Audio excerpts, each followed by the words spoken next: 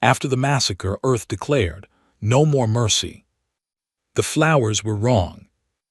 I noticed them before anything else as I walked into the ceremony hall aboard Sarakai Station, on what was supposed to be the most significant day in the history of human diplomacy. Someone had arranged them along the central table in perfectly matched rows, every stem the same height, every petal open at the exact same angle. Real flowers do not behave that way. Real flowers push toward light and crowd their neighbors and lean unevenly because growth is not a controlled process. These looked like the idea of flowers, like someone had searched the word and arranged whatever the search returned. I noted it in my log, not because it had any consequence, because notation was the reflex of 40 years, and 40 years of reflexes do not suspend themselves for the significance of the occasion. The Voreth delegation entered the hall at 13:47 station time. There were 9 of them. I had studied the Voreth for 11 years, not from a comfortable distance. The way you study something you are going to stake your professional credibility on, your word on, the combined weight of an entire planet's diplomatic effort on. I had read their translated records and behavioral analyses and every field report filed by every contact team that had gotten close enough to produce documentation. I had sat across from Voreth negotiators in rooms with failing air recyclers and bad coffee, and I had learned, slowly and with great specificity, how to read a species that does not express itself through facial movement or volume. The crest ridges along the skull were one signal, the spacing between footsteps was another. The position of the hands mattered most, close to the body when something was already decided, loose and outward when there was genuine engagement. All 9 of the delegation had their hands close to their bodies.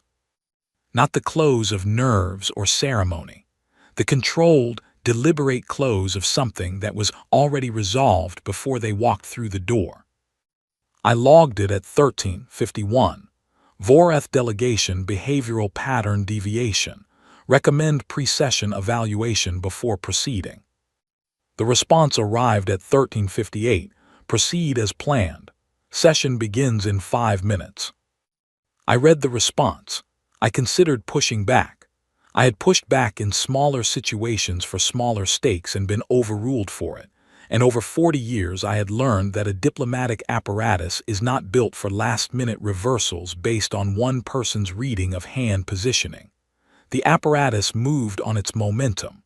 One person's concern log was a notation in the margin of a much larger document. I stood up. Moving toward the corridor exit was practical. The encrypted relay sometimes dropped near the center of the hall due to the station's interior wall density, and I needed a clean signal line for log transmissions. I moved toward the exit the way you move when a ceremony is minutes from starting, and you do not want to be the disruption that delays it. I was 6 meters from the door. The hall stopped existing. There is no sequence I can give you that would make that moment linear, because it was not linear. There was the hall. Then there was pressure and light, and a sound so large it passed out of the category of sound and became a physical condition of the air itself. The corridor wall reached me before I had processed anything. My shoulder hit it, then the side of my head, then I was on the floor of an intact corridor, looking at the ceiling, while the threshold behind me opened into something that no longer had a ceiling or walls or any of the components of a room. My log records a 40-second gap. When the record restarts, I am already reaching for the emergency oxygen line. Left side, 3 meters. I had read Sarakai Station's full safety specifications the evening before boarding because the kind of person I am does not trust that someone else has read them on her behalf. I pulled the line. I sealed the collar. I moved. 6 hours. I pulled myself along the interior guide rails through what remained of the station, in reduced gravity and low light, the oxygen counter running in my left ear, my body doing the work of movement while my mind did what it always did. It documented a section of the treaty paper at the junction of 2 corridor segments floating. printed on heavy stock, because someone in the protocol division had decided that a 40-year peace agreement deserved to be printed on something with real weight and texture. A coffee thermos with a blue lid, sealed, rotating in slow null gravity.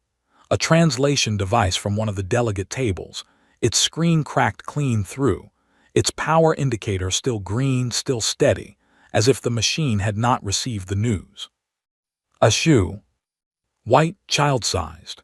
The left heel worn more significantly than the right, from the specific repeated motion of a child who dragged that foot slightly, a small imperfect habit, the kind that develops without anyone noticing until months have passed. The toe stitching was red, one red lace undone. I logged the brand. I logged the wear pattern. I logged which foot it belonged to. I moved past it and continued toward the emergency beacon on the outer ring. I did not think about the child. I thought about the wear pattern, a left-footed drag, the kind of small imperfection that a parent eventually identifies through months of close watching, mentions once with a mixture of mild exasperation and something that is not quite affection but lives right next to it, and then catalogs into the permanent archive of everything that makes that specific person who they are and no one else. I held that thought like a guide rail. I kept moving. The rescue shuttle found my beacon at the 6-hour mark. 2 crew members. They did not ask questions, which I was grateful for.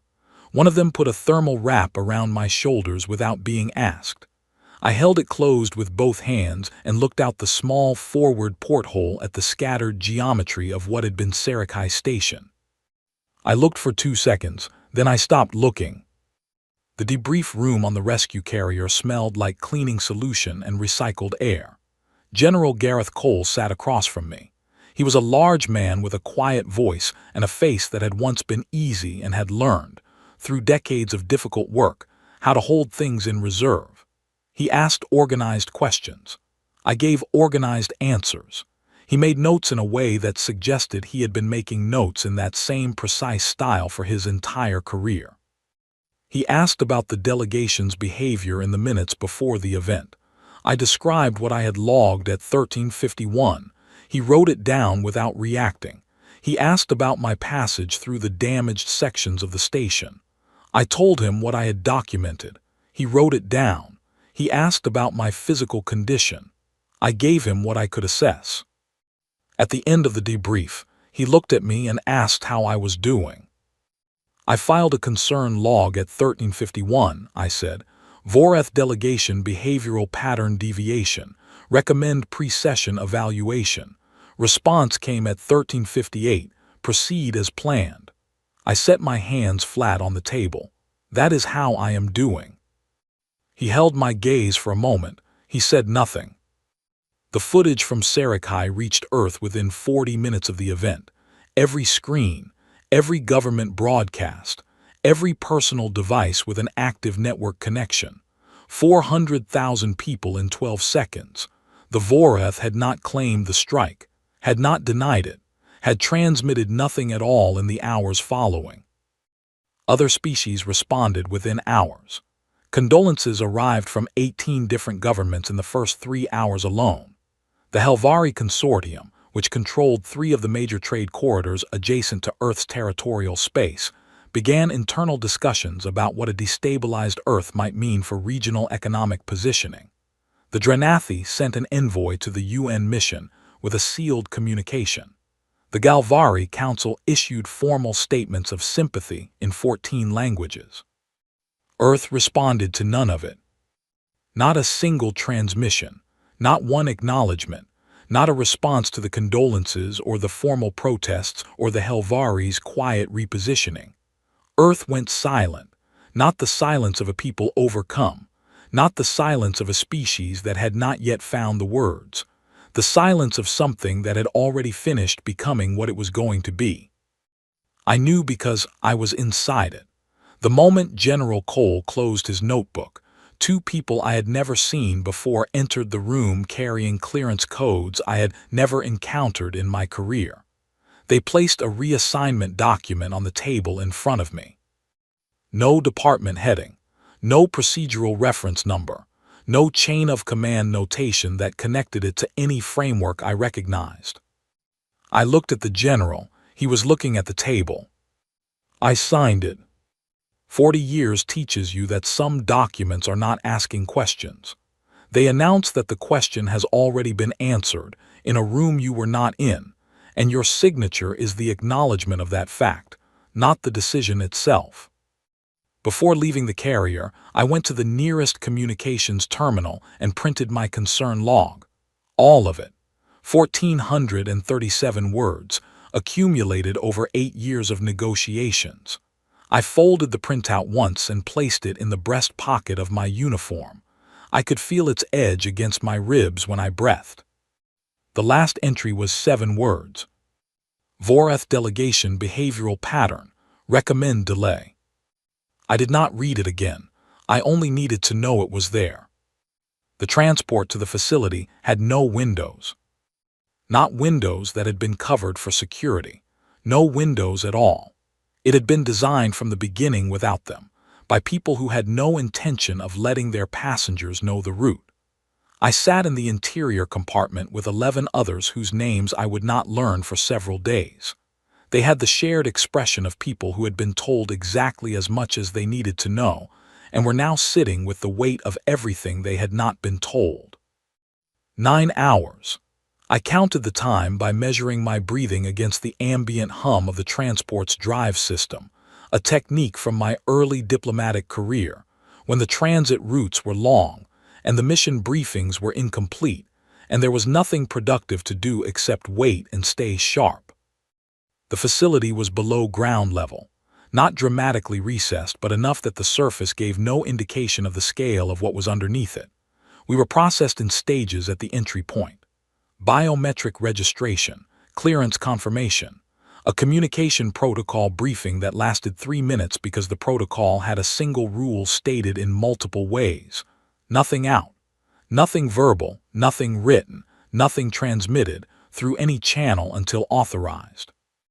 The first person who spoke to me by name was Elise Morgan. She was an engineer, tall, close-cropped hair, with the focused and slightly hollowed look of someone who had not had an uninterrupted night of rest in over 2 months and had stopped expecting to. She shook my hand and told me she had been following the Scifistory negotiations closely. The framework had 11 clauses, she said. You wrote 8 of them.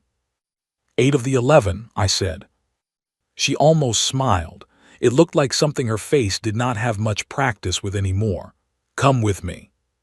She took me down 2 corridors to a room that was, in practical terms, a wall of data. Floor-to-ceiling screens, every one of them live, every one of them updating. Production tallies, fleet assembly numbers, logistical chains tracing paths across multiple continents, several ocean-based platforms, and 3 orbital stations. I looked at the numbers for a long time without speaking. Day 3, Elise said before I asked. We started converting on day 3. After Scifistory.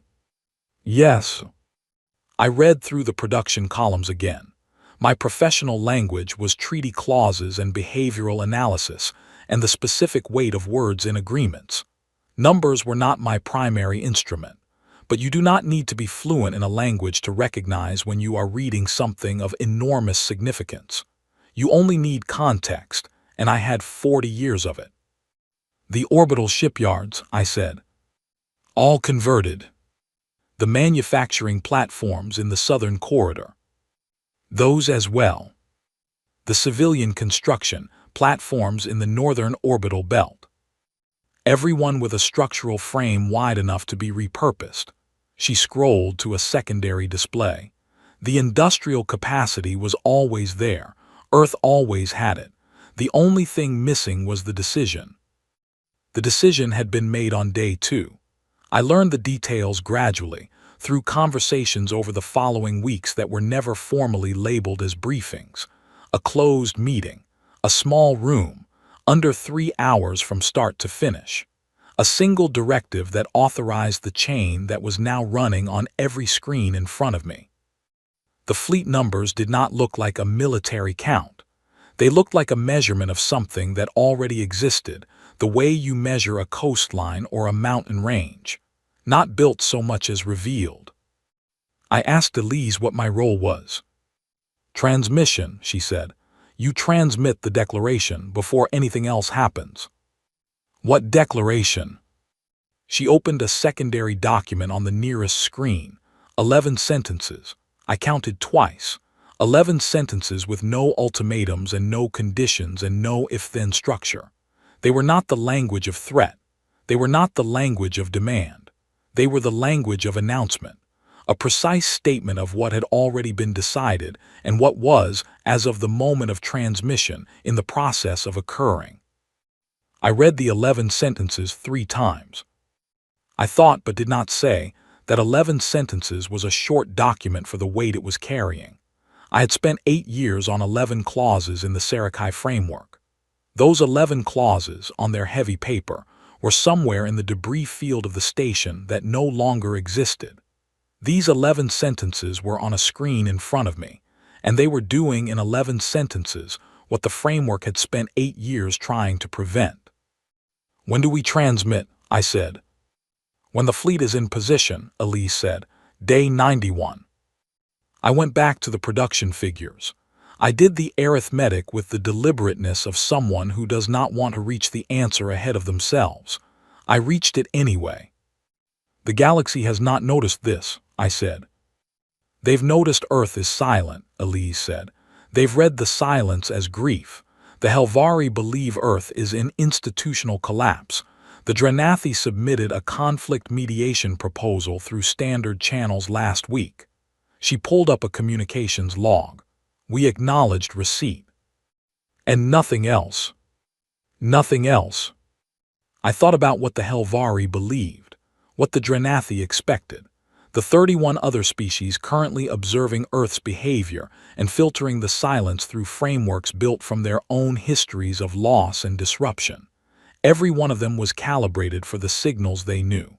A species that had just suffered a catastrophic event would broadcast its grief, would argue publicly about next steps, would issue formal statements, because the act of issuing statements was part of how communities processed overwhelming events.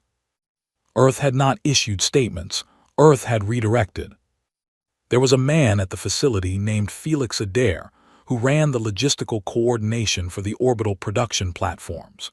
He was compact and precise and communicated in short sentences that contained all the information necessary and none that was not.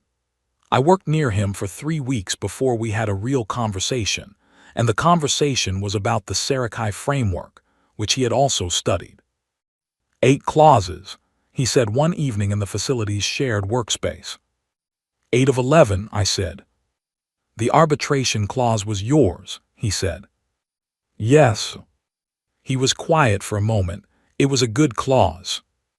It assumed the other party wanted an agreement, I said. He looked at me for a moment. They didn't. No, I said, they didn't. He went back to his screens. I went back to mine.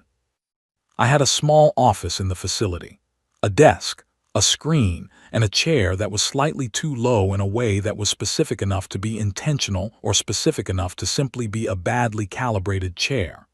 I read the declaration daily. I read the fleet figures daily. I read the behavioral profiles I had written over my career for 26 of the 31 species currently observing the situation. None of them were calibrated for this. Admiral Leon Hart came to my office on day 87. He stood in the doorway in a way that made the doorway seem smaller than it was.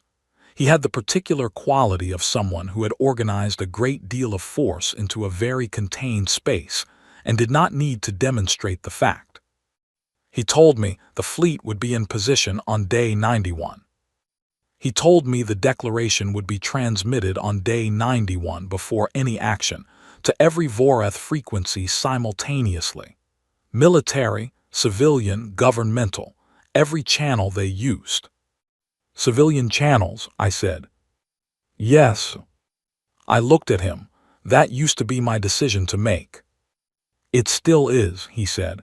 The document says what it says. You're the one who transmits it. He left.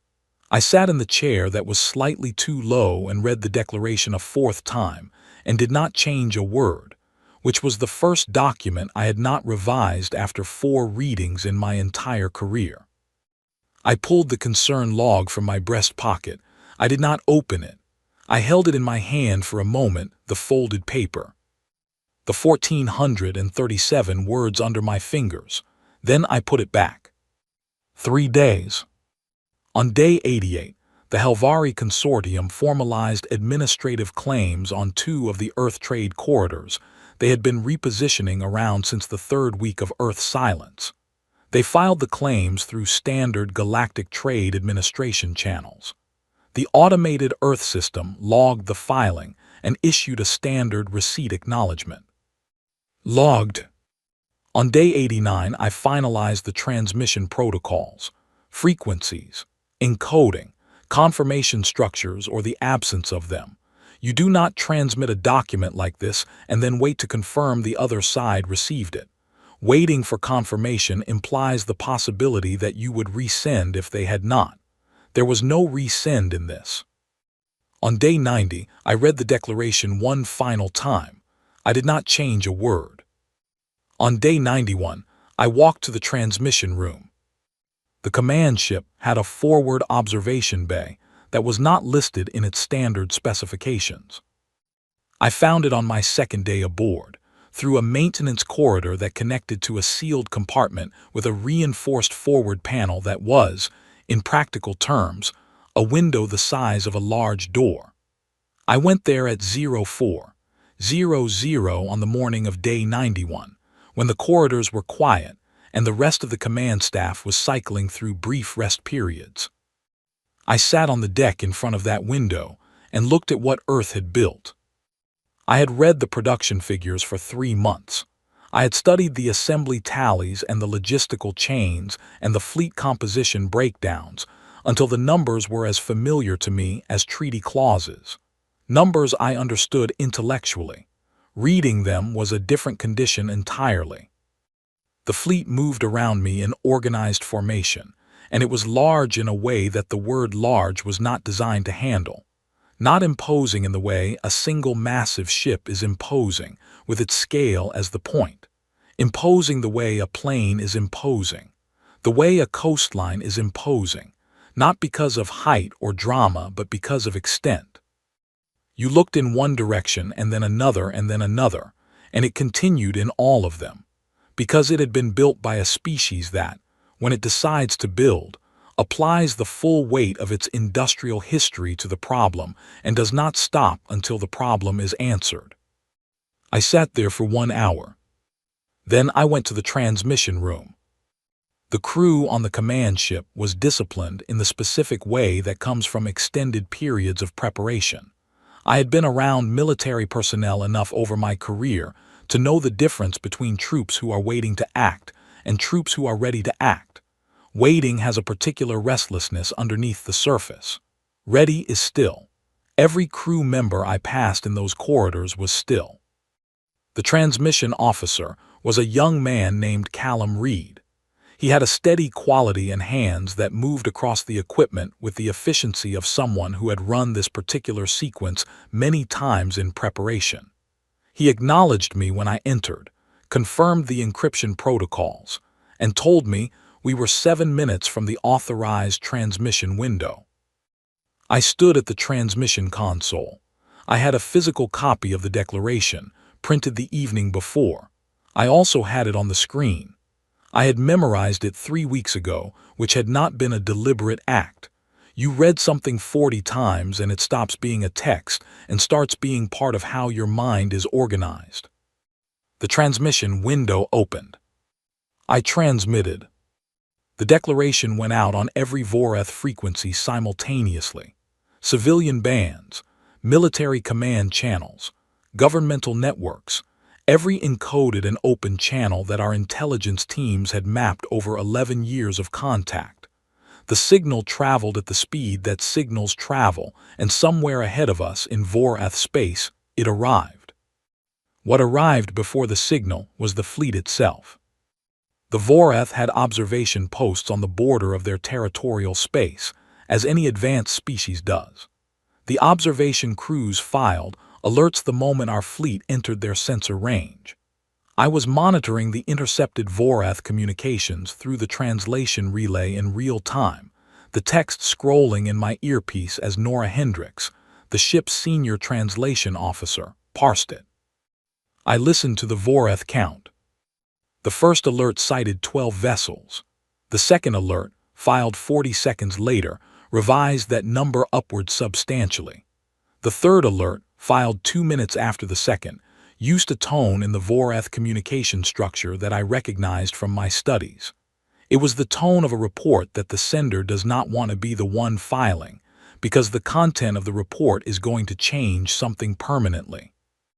The Vorath kept counting. They counted past the point where the numbers carried the strategic meaning they were supposed to carry. They counted into a range where the numbers were no longer a military assessment. They were a geological fact. Nora looked at me from across the translation station. I did not say anything. I did not need to. She had been translating Vorath communications for 6 years. She understood what the shift in tone meant without requiring it to be named. The declaration arrived in Vorath space approximately 11 minutes after the fleet became visible on their sensors. It arrived on every frequency. Civilian residents of Vorath population centers heard it on the same channels they used for ordinary communications. Military command received it on encrypted channels alongside their fleet assessments. The Vorath government received it through every diplomatic channel that had ever been used between our species. The declaration said what it said. I had read it 43 times. It said, in 11 sentences, that Earth was not seeking negotiation, that the Scifistory event had produced a specific outcome, that Earth was arriving to produce a specific outcome in return, that this was not a punitive campaign in the emotional sense of the word. It was a correction, and it named in precise terms what the correction would consist of. The final sentence stated that the Vorath had 6 hours. 6 hours for whatever they chose to do with 6 hours. 6 hours from signal receipt, we calculated. Callum confirmed the transmission. He confirmed reception on 17 monitored Vorath channels. He looked at me and waited. "Thank you," I said. I went back to the observation bay. I sat on the deck. Outside the reinforced panel, the fleet moved in its organized quiet. I checked the breast pocket of my uniform. The concern log was there. 6 hours. The Vorath responded in 2. Not a surrender, a counter-transmission. The Vorath military command on their primary encrypted channel opened a response line. Nora flagged it immediately. I was in the operations room when it came through. Admiral Hart was already there. The translation came in real time, and it was what I would have predicted if someone had asked me 2 weeks ago what a Vorath military command would say when presented with our fleet's position. They asked for 48 hours. Hart looked at me. The look was not a question. It was an acknowledgement that this was the point in the sequence where the diplomatic function was relevant. 6 hours, I said. As transmitted, Hart said. We did not alter the timeline. The Vorath attempted 3 separate communication lines over the following 4 hours, 2 to the command ship's general frequency, 1 to a specific diplomatic channel that had been dormant since before Scifistory. I monitored all 3. The first 2 were formal requests for extended negotiation time. The third was different. The third came in on the old diplomatic channel, and the voice on it when Nora translated it was an older Vorath, high caste register. The kind of deliberate vocal structure used by senior governmental figures. He asked to speak to whoever had sent the declaration. Hart looked at me. This time the look was a question. Put it through, I said. The transmission connected. There was a quality to the silence on the other side that I recognized from many years of difficult negotiations. The silence of a counterpart who is deciding how to begin. You are the one who wrote the document, the Vorath official said through Nora's translation. It was not a question. I transmitted it, I said. A pause. The language is diplomatic language. Yes. You are a diplomat. I said. The capacity was recently reorganized. Another pause. Longer. In the background of his transmission, I could hear the particular ambient sound of a governmental operations room under pressure. Multiple voices, movement, the texture of an institution trying to manage an event it had not prepared for. We did not expect you to respond this way, he said. I had a choice about how to respond to that. I made it in approximately 3 seconds. I know, I said. The call ended, 6 hours elapsed, the fleet moved. What followed lasted 11 days. I am not the correct person to describe the tactical elements of those 11 days, because tactics were not my function, and I was not positioned to observe them in the way that would make for an accurate account. What I can tell you is what I had access to, what I watched. I watched through every camera feed routed to the command ship's monitoring station. It was a large room with a large number of screens and a small number of people, most of them with headsets and quiet voices, and the kind of focus that makes people stop making unnecessary movements. On day 1, the Vorath defense formations engaged our fleet in the way that a prepared and capable military force engages an opponent it has assessed. They had assessed incorrectly, because their assessment was based on the largest fleet action in Earth's previous military history, which was a fraction of what was in front of them now. But they engaged. They fought with the organization and the commitment of a species that does not concede without resistance. I registered that. I wrote it into the daily log I was keeping. The Vorath fought. On day 3, I received a flagged audio file through the translation relay. Nora had marked it with a single-word note, civilian. It was a fragment of a Vorath public broadcast, not a governmental broadcast, the kind of channel that Vorath communities used for ordinary public communication. The translation was partial, because civilian Vorath used a register of the language that differed enough from the formal register to create gaps. But I understood the texture of it. I sat with the file for a long time after I listened to it. I pressed my hand flat against the desk until the pressure was the only thing I could feel. Then I removed my hand and made a notation in my log. Then I continued working. There was a thing I noticed on day 4 that I had expected intellectually but had not prepared to feel directly. 3 other species, none of whom had any involvement in the conflict, went quiet. Not the way Earth had gone quiet, with direction and intent. These were species that had been issuing regular diplomatic communications and public statements and had simply, in the space of 36 hours, stopped. No farewell statement. No formal silence. Just the absence of what had been there before.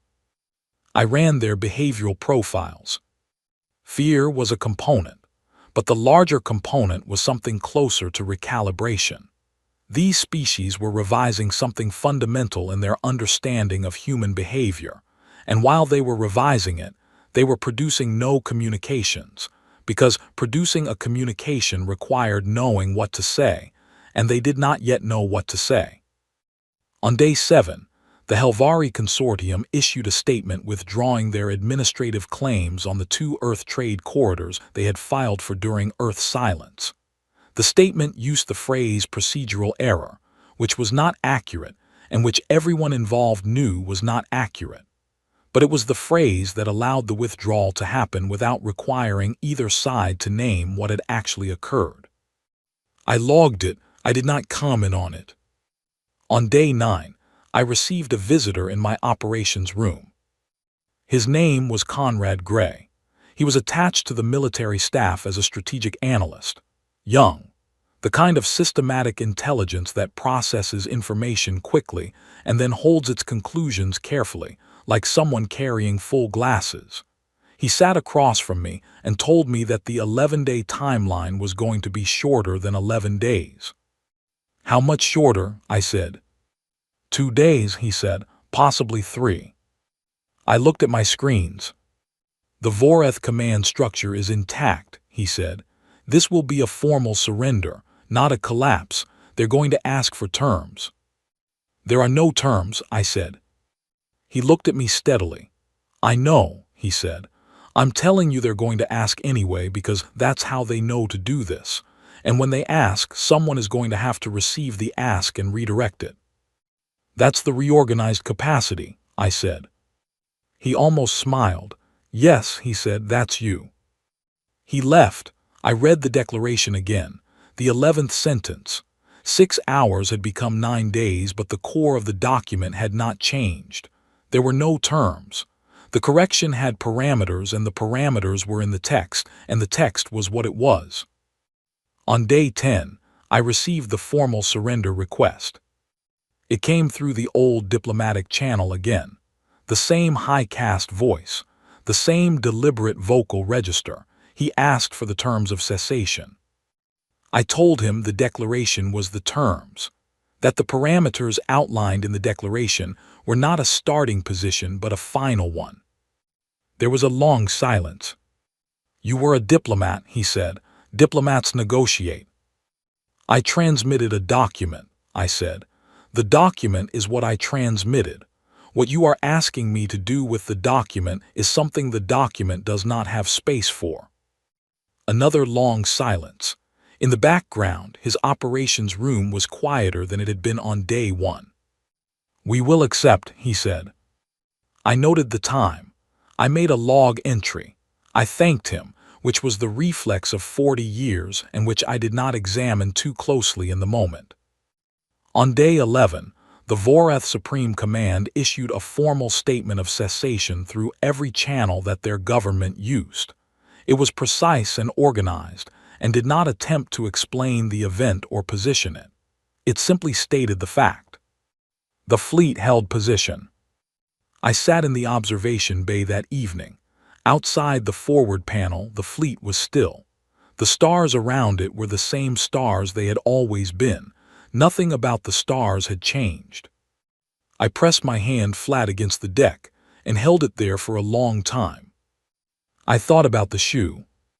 Left heel, more worn than the right. I thought about the concern log in my breast pocket. 1,437 words, 7 words at the end. I thought about what I was supposed to feel. I was not sure the feeling I was actually experiencing had a clean name. It was not triumph.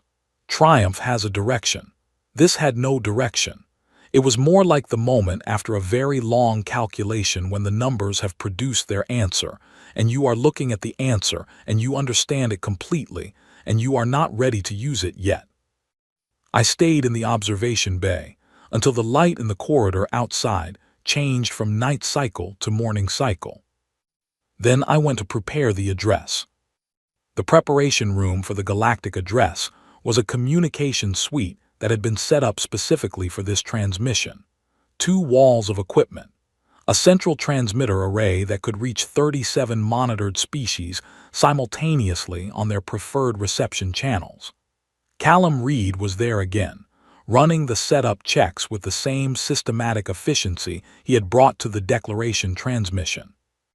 He looked up when I entered. 40 minutes, he said. Thank you, I said. I sat down at the central console and opened the address document on the screen in front of me. I had written the address over the course of the 11 days, not all at once, not by sitting down and producing it from start to finish in a single session. The way you write something when you are not sure what you think until you have written it enough times to find out. I had drafts. I had cut most of them. What remained on the screen was not the original address I had conceived of when Hart first told me this transmission would be my responsibility. The original address had been, if I am honest, a diplomatic document dressed in different clothing.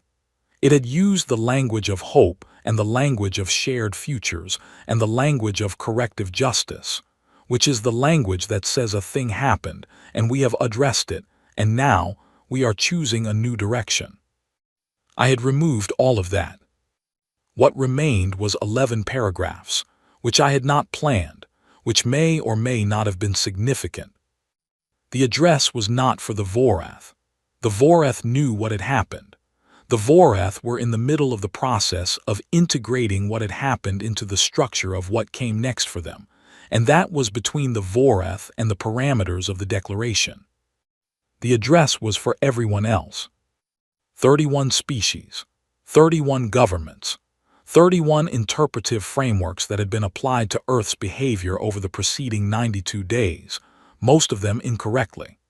The address was going to reach all of them simultaneously, and it was going to say something that could not be unsaid and would be on record in every galactic archive in every language that the Galactic Communication Network supported. That was the weight of the document on the screen in front of me. Callum told me 10 minutes. I read the address one final time. It began simply. It began with Sarakai, not as a history lesson but as a statement of the record. 400,000 people. 12 seconds. Earth had attempted 40 years of diplomatic engagement with the Vorath Collective, produced a framework of 11 clauses across 8 years of close negotiation, and arrived at Sarakai Station to complete a process that had required the patience and commitment of more people than I could name. The address said this without ornamentation. Then it said what Earth had done in 91 days. Not as a demonstration of capability, as a statement of the record. The record was the record. The fleet had been built. It was documented. The correction had been carried out. It was documented. There was no need to expand on the documentation because the documentation was complete. Then the address turned to face the 31 observing species directly. I had thought very carefully about this section. The address did not make threats. Threats are conditional. You threaten when you want a specific behavior change from a specific party in response to a specific concern. Earth was not in that position. Earth had already carried out what a threat would have warned about. The ship had already sailed. The address was not sent from the dock. What the address said was simpler than a threat, and in my experience of 40 years spent understanding how language lands in the minds of its recipients, more effective. It said that Earth was not an empire. It said this clearly and without qualification. Earth did not seek territorial expansion, economic dominance, or political control over any other species. Earth's interests were the interests of any community that exists in proximity to other communities. Trade, exchange, mutual non-interference, the ordinary material of interstellar coexistence. Then it said the other thing. It said that Earth had made 40 years of significant investment in the belief that agreements were the architecture of coexistence, that treaties were the structure that made proximity sustainable, that diplomatic engagement, conducted in good faith, was the mechanism by which species as different as the ones currently sharing this part of the galaxy could maintain stable relations. It said that Earth had held this belief sincerely. It said that the Sarakai event had produced specific information about the limits of that belief.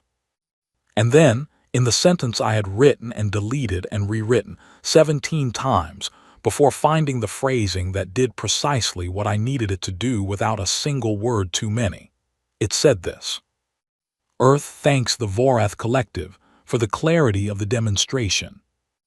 I had spent 3 days on that sentence. It was not a thank you. Everyone who read it would understand it was not a thank you. It was the most precise statement I had ever written. It said, in the language of diplomatic courtesy, that the Vorath had taught Earth something, and that Earth had learned it completely, and that the learning was now the operating principle. The address then listed, without commentary, the parameters of the Vorath cessation agreement: territory, reparations, the specific obligations in the specific sequence in which they would be fulfilled. It was a list and not a narrative, because a list does not explain and does not justify. A list is just the shape of the facts. The final paragraph of the address was also the shortest. Earth is now resuming normal communication with the galactic community. Earth's diplomatic channels are open, as they have always been, for the purposes of trade, exchange, and the management of shared concerns. Earth looks forward to continued engagement with all species in this region and beyond. Earth also notes, for the record, that its production capacity remains at the current level. No further detail was provided. No further detail was necessary. The detail that existed was sufficient detail. The fleet numbers were known. The timeline was known. The record was complete. Callum said, 30 seconds. I straightened the document on the screen, which did not change anything about the document but was the gesture I made when I was ready. I thought about the 31 species receiving this transmission simultaneously. The Helvari, who had spent 91 days repositioning around an Earth they had calculated to be diminished. The Drenathi, who had submitted a mediation proposal to a conflict whose nature they had misread entirely. The 29 others who had watched and assessed and revised their assessments and watched again. I thought about what they would do with this address in the hours and days following its transmission, the meetings they would call, the analysts they would consult, the questions they would ask about their own positions relative to an Earth that had behaved in a way their models had not predicted. I thought about how the address would be quoted in their records, which sentences they would pull, which phrases would become the shorthand for what Earth had done and what Earth was. Callum said, transmitting. I transmitted. I sat at the console while the signal carried the address outward through the communication network, and I thought about nothing for approximately 90 seconds, which was the longest I had not thought about anything in 91 days. Then I thought about Owen Marsh. Owen had been at Scifistory. He had been the lead legal analyst on the framework. He had written Clause 3 and the arbitration clause's subsection, and we had argued about Clause 7 for 2 weeks before arriving at language we both accepted. He had a habit of tapping his pen on any available surface when he was working through a difficult section of text, a reflex that I had found irritating for the first 6 years, and had simply incorporated into the background of my working life by the 8th. I had not let myself think about Owen at Scifistory. There had been nothing useful that came from the thought, and I had many things to do that required thought I could not afford to spend on something without use. Now the address had been transmitted, the work was done. I thought about Owen for exactly as long as I needed to think about Owen. Then I stood up and thanked Callum and walked out of the communications suite. The corridor outside was quiet. It was late in the ship's day cycle, and the operations staff was reduced to the monitoring rotation. I walked through the corridor and through the maintenance passage and into the observation bay. I sat on the deck in front of the forward panel. Outside, the fleet was in its organized stillness. The stars were the stars. In the far distance, at a range visible only through the ship's external sensor overlay, the edge of Voreth territorial space was a marking on a map that would look different in the next set of star charts than it had in the previous one. I sat there for a long time. Nora Hendricks came in at some point. She sat down on the deck next to me without asking whether she should. We did not speak. We looked out at the fleet and at the stars beyond it. At some point she left. I did not check the time. I thought about the Helvari statement that had withdrawn the trade corridor claims. Procedural error. The particular form of language that allows a thing to be undone without naming the reason it is being undone, because naming the reason would require one party or the other to say something neither of them wanted on the record. I thought about the Drenathi mediation proposal that had arrived during Earth's silence, a well-organized document from a species that was genuinely committed to the principle that disputes between parties should be resolved through facilitated engagement rather than direct action. They had not been wrong to send it. They had simply been sending it to an Earth that had already made its decision before the proposal arrived. I thought about the 31 species that were, at this moment, reading the address I had just transmitted. I thought about what they were revising in their models of Earth. I thought about what Earth had revised in itself. This was the thing I had been circling for 91 days, not avoiding it, not denying it, circling it with the care you give to a thing whose full shape you are not yet sure of, Earth had not changed its values. Earth had not become something it was not. Earth valued coexistence and exchange and the architecture of agreements. Earth had built 40 years of diplomatic engagement on those values. Earth had also built, in 91 days, the largest fleet in this region of the galaxy. Both things were true. Both things were now on the record. What I had transmitted in the address was an accurate account of both things. The 40 years of diplomatic investment and the 91 days of what the 40 years produced when they arrived at their logical conclusion. The address was not a threat and not a celebration. It was an accurate statement. Earth had believed in the table for 40 years. The table had been used in a specific way. Earth had noted the use. And Earth's production capacity remained at its current level. I reached into my breast pocket. The concern log had been there for 91 days. I had printed it on the rescue carrier in the hours after the debrief. I had folded it once and placed it in the breast pocket of my uniform, and replaced it every time I changed uniforms, so that it moved with me through every room and corridor and transit and installation and command ship and operations center of the preceding 3 months. I took it out. I unfolded it. 1,437 words, 8 years of negotiations, the record of the Sarakai process from the first session to the final morning, notes from meetings, behavioral observations, clause drafts, the specific language arguments that had lasted weeks, the small victories of phrasing that felt at the time like the careful building of something that would hold. The last entry, Day of Sarakai, 1351, 7 words. Voreth delegation behavioral pattern, recommend delay. I read it. I had not read it since the rescue carrier. I had only needed to know it was there. Now I read it in the observation bay, on the deck, with the fleet outside and the stars beyond the fleet and the 31 species somewhere in those stars reading an address that was going to change the structure of something. The 7 words were not a mistake. They were not negligence. They were the correct professional assessment of a situation, filed through the correct channel in the correct format with the correct recommendation. I had done the job. The job had been overruled.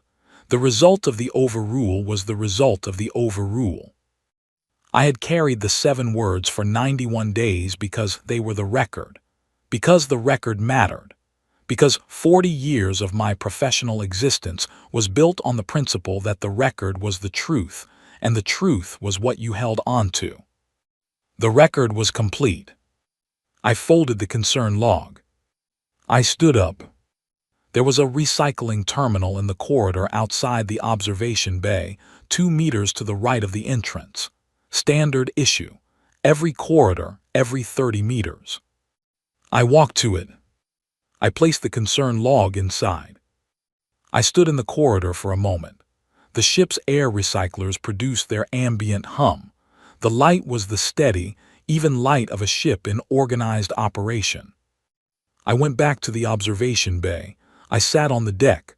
I looked out at the fleet and the stars. I did not need the record anymore. I was the record now. We tried the table for 40 years. We built it from careful language and careful listening, and the specific kind of patience that does not come naturally to a species as loud and fast and imperfect as humans are.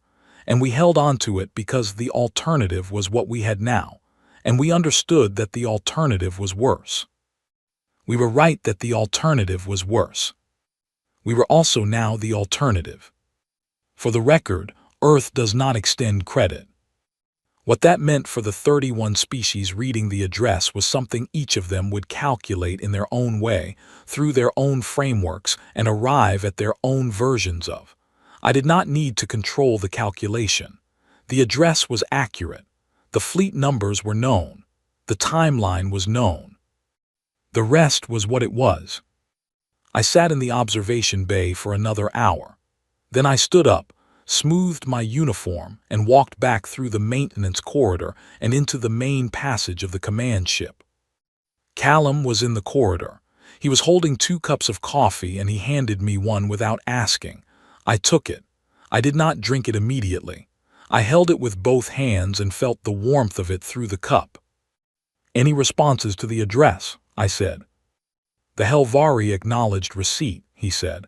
"The Drenathi acknowledged receipt. 14 others acknowledged receipt. Standard formal acknowledgments." "And the others?" "Silent," he said. I nodded. I drank the coffee. It was not good coffee. It was the kind of coffee that a ship's galley produces when the priority is efficiency rather than quality, which is most of the time on most ships.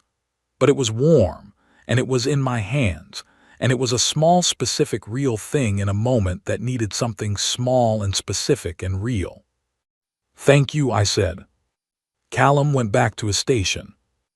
I stood in the corridor of the command ship with a cup of bad coffee and the weight of 11 sentences and 9 days and 91 days before that and 40 years before that.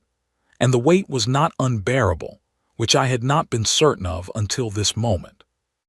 The stars outside the hull were still the stars. The fleet was still there. The record was in a recycling terminal 2 corridors back, which meant it was gone, which meant there was no more record to carry. There was only what came next. I finished the coffee. I handed the cup back to Callum when I passed his station.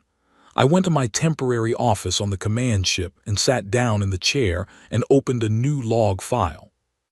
The entry field was blank. I typed the date, I typed the time, I typed address transmitted, all channels confirmed, no further concerns logged. I saved the file. I closed it. I did not check the breast pocket of my uniform. There was nothing in it anymore. That was the correct condition. That was exactly what the situation required.